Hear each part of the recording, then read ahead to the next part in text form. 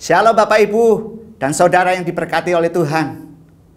Mari kita renungkan firman Tuhan. Saya mengambil tema jangkaulah anak muda. Kenapa? Pertanyaannya, kenapa kita mesti menjangkau anak muda? Bapak Ibu, anak muda adalah penerus. Dia penerus kita, penerus bangsa ini, penerus keluarga kita. Dia memiliki potensi yang besar, dan dia memiliki energi yang besar, kuat, dan dia memiliki masa depan yang panjang. Bapak Ibu, jangkaulah anak muda. Jangan sampai kelebihan-kelebihan yang ada di anak muda itu dia lari ke hal-hal yang negatif. Karena kita tidak menjangkau, tidak mengarahkan anak-anak muda untuk hal-hal yang positif dan membawa kepada Yesus Kristus Tuhan. Mari kita baca di Pengkhotbah 11 ayat yang ke-9. Saya bacakan dalam versi firman Allah yang hidup. Hei anak muda, alangkah indahnya masa mudamu itu. Nikmatilah setiap saat dalam masa mudamu. Lakukanlah segala sesuatu yang kau inginkan.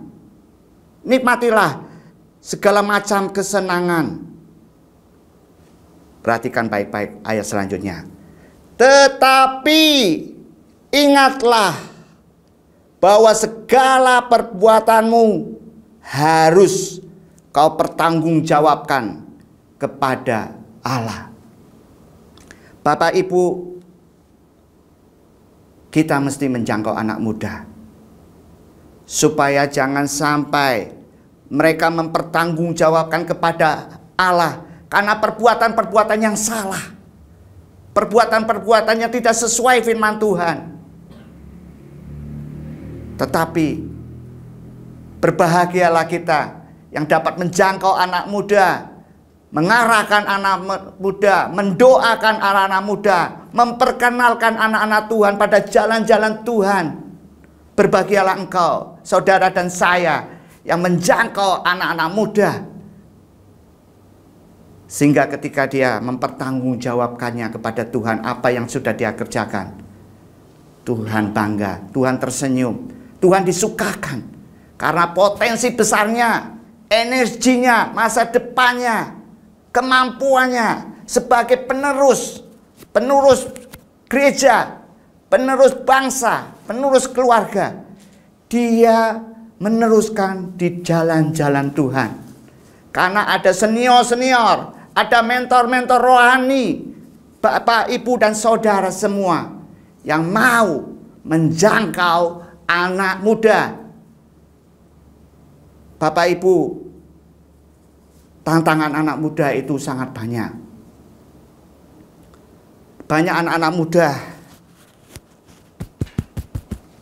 yang hidup dengan kesedihan, kegelisahan, karena mungkin lingkungan yang tidak mendukung kehidupannya. Bahkan mungkin keluarganya, orang tuanya yang tidak rukun, tidak ada kasih Kristus. Sehingga anak muda ini tidak ada contoh-contoh yang baik di dalam keluarganya, lingkungannya. Yuk baca di Efesus 6 ayat 1-4. Kembali saya bacakan dalam versi firman Allah yang hidup. Ayat 1. Anak-anak, taatilah orang tuamu, karena Allah telah memberi mereka wewenang atas kamu. Taatilah orang-orang tuamu. Bapak Ibu, banyak anak-anak yang tidak mentaati orang tuanya lagi. Ayat 2 kita lanjutkan. Hormatilah ibu bapakmu. Dari 10 hukum Allah, inilah yang pertama yang diakhiri dengan janji. Dan inilah janji itu, bahwa jika kamu menghormati ibu bapakmu, kamu akan panjang umur dan hidupmu penuh dengan berkat. Ini janji firman Tuhan. Kalau anak-anak menghormati, taat kepada orang tuanya. Tetapi kita tidak bisa menutup mata. Banyak anak-anak saat ini tidak tunduk kepada orang tuanya, tidak taat, tidak menghormati. Bisa jadi ini menjadi pertanyaan kita sebagai orang tua. Why? Kenapa anak-anak tidak menghormati kita, tidak taat? Jangan-jangan kita belum memberikan kasih yang sungguh-sungguh kepada anak-anak kita. Jangan-jangan kita belum memberi hidup kita menjadi sahabatnya, tempat curhatnya, pelindung mereka. Jangan-jangan kita belum menjadi contoh teladan yang baik di dalam takut akan Tuhan, sehingga dia kehilangan figur seorang bapak atau ibu, orang tua yang baik, sehingga rasa hormat itu tidak ada. Ayat 4 kita lanjutkan. Dan sekarang sedikit nasihat kepada para orang tua. Dengarkan orang tua. Jangan terus-menerus menggusari dan mencari-cari kesalahan anak-anak saudara, sehingga membuat mereka marah dan jengkel. Tetapi didiklah mereka dengan tertib yang penuh kasih dan yang menyukai hati Allah, dengan saran-saran dan nasihat-nasihat berdasarkan firman Allah. Mari Bapak Ibu, jangkau anak muda, beri saran-saran, nasihat berdasarkan firman Allah. Inilah Tuhan yang inginkan kepada kita sebagai orang tua. Jangan menggusari, jangan mencari-cari kesalahannya, sehingga mereka marah, mereka jengkel. Berapa banyak mereka hidup di dalam keluarga yang seperti itu. Biarlah kita mau menjangkau anak-anak muda. Meskipun anak-anak muda itu bukan anakmu, jangkaulah mereka, kasihilah mereka, beri saran-saran, nasihati mereka berdasarkan firman Allah. Engkau yang hidup di dalam Tuhan, tentu engkau ada kasih. Berikan, salurkan kasihmu, perhatianmu, doamu bagi anak-anak muda yang kehilangan figur orang tua. Biarlah kita menjadi orang tua rohani bagi anak-anak muda, membawa mereka kepada jalan Kristus. Mereka potensi besar, mereka penerus kita. Haleluya. Bapak Ibu,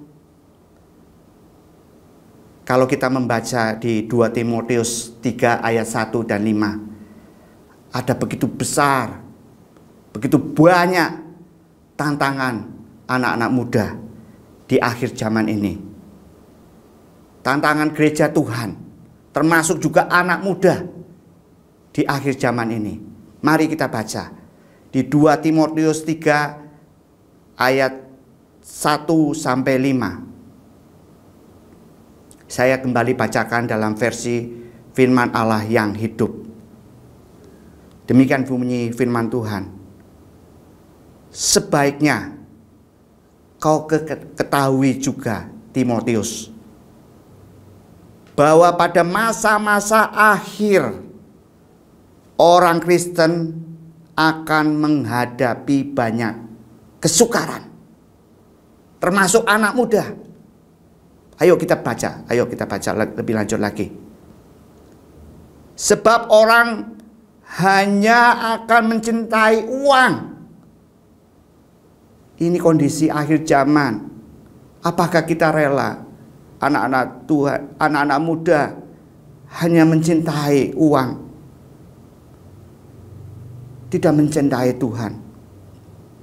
Lebih lanjut dikatakan, selain mencintai uang, dia mencintai dirinya sendiri. Mereka angkuh dan membanggakan diri, mengejek Allah. Ini tantangan anak muda saat ini, Bapak Ibu. Mengejek Allah, melawan orang tua, dan tidak tahu berterima kasih kepada mereka. Dan benar-benar jahat. Ini tantangan yang iblis tebar-tebarkan dengan berbagai sarana. Dikotori pikiran anak muda, dikotori jiwa anak muda dengan hal-hal yang jahat. Jangkaulah anak muda, jangkaulah mereka, Bapak Ibu. Ayo kita lanjut. Mereka akan keras hati dan tidak pernah mau mengalah kepada orang lain. Mereka terus-menerus berdusta dan berbuat onar. Dan kebejatan moral bagi mereka menjadi soal biasa. Mereka akan bersifat kasar dan kejam dan mengejek orang-orang yang berusaha berbuat baik, diejek. Ayat 4. Mereka akan mengkhianati teman-teman mereka. Mereka pemarah, besar kepala, dan lebih suka berfoya-foya daripada berbakti kepada Allah. Ayat 5. Memang mereka akan pergi ke gereja. Ada yang pergi ke gereja. Tapi perhatikan.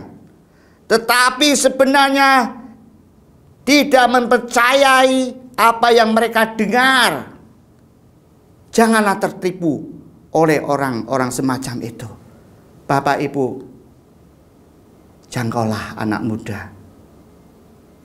Kalau kita dengar beberapa hari yang lalu, 3 orang bunuh diri di Jawa Tengah. Anak-anak muda. Dan berdasarkan data, di Jawa Tengah ini peringkat tertinggi se-Indonesia. Di internasional pun dikatakan, bunuh diri di anak-anak muda itu ada di peringkat ketiga. Bahkan mereka bunuh diri mencontoh tokoh-tokoh. Anak-anak muda yang bunuh diri dan mereka ingin seperti mereka. Bukankah itu dari iblis? Kita harus patahkan, kita harus doakan, kita harus berkati, kita harus jangkau anak muda, Bapak Ibu. Gereja Tuhan bangkit. Lihat anak-anak muda di gereja kita, jangkau mereka, libatkan mereka dalam pelayanan. Libatkan mereka di dalam kegerakan Tuhan. Doakan mereka. Biar kita jangkau mereka. Jangkau anak-anak muda yang di luar gereja. Beritakan, sarankan, nasihati mereka dengan kebenaran firman Tuhan. Biarlah ODP ini menjadi teguran bagi gereja Tuhan. Untuk bangkit. Untuk mau kembali menjangkau anak-anak muda. Mari bersama saya kita jangkau anak muda. Dalam nama Tuhan Yesus, Tuhan memberkati kita semua. Haleluya. Amin.